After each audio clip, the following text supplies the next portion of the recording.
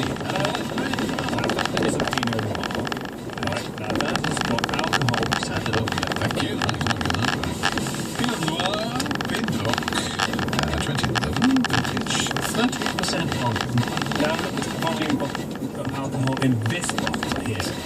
This is a Pinot Grigio, produce of Italy, 75 centilitres, 9.5% alcohol. Now there's a cool guy, and can you not cherish them in that way? How cannily you can get 2 wine bottles in one fist, Ken. There's a wine... And one mouth. There's a call for wine to be as low as 4.5. 4.5, which is sort of like beer nowadays. Yes, although you go to a beer festival like today's editor and he had a 12% wine. A beer. 12% beer. Yes. It does very well to stand up. It does. So anyway, wine is wine at 8.5% after the EU rule. But no, that's not called wine. It's called beer. So the call from the health minister is a lot of middle-class wine drinkers. It's not that just the middle classes drink wine, but this is the fear. They don't know quite how much they're stacking away.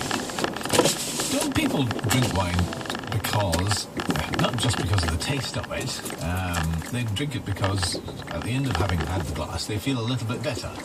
If it's only 4.5%, they won't feel as good as they did. Well, I think you're talking about bars there.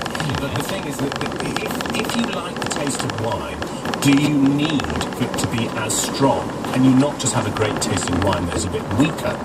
You're dubious. But I mean, friends of mine will have a glass of water after a strong glass of wine. Yeah. So they're diluting it inside you. Yes, but then the taste is... if they can get the taste the same, then perhaps you have to fight. I mean, you are reluctant. That's why you're coming over. Yes, I'm sorry. So we're going to... I'll try and be more open-minded to your suggestions. Well, I think as myself, if anyone wants to know, I think it must be an open question. Can you have a great tasting boozy drink that is less alcoholic than the next one? That's a good question, isn't it? It is a very good question. We're going to ask that. This news has affected a lot of people, I think, that the man who parachuted into the Olympics as James Bond can, you will have heard he's been killed whilst wing diving. Yeah. Well, it's very sad, isn't it? Because, that's something we all shared in. And to see somebody doing... You tend to think when you see it being done, oh, that's impressive, but it's not dangerous. And of course it is. It's extremely dangerous. And they cannot take all the safety precautions. It won't make that much difference because there's still an element, a large element of danger. I agree, and I think you've just said it very succinctly the way you did. I could have said it more succinctly, to be honest, but yeah, I think the fact that we shared in it is true. I mean, there is a sense of this that we were caught up in that moment. We were thrilled. Yeah. But at the end of the day, there's a great risk that people take, and we're going to ask about the mentality and safety and controlling of risks involved. This army crackdown in Egypt is very, very grim, and the question we will ask on the programme and debate is it time to bring back Mohammed Morsi, the man who won that election and was removed by the army? And finally, we're going to talk to the mum who was breastfeeding in the swimming pool.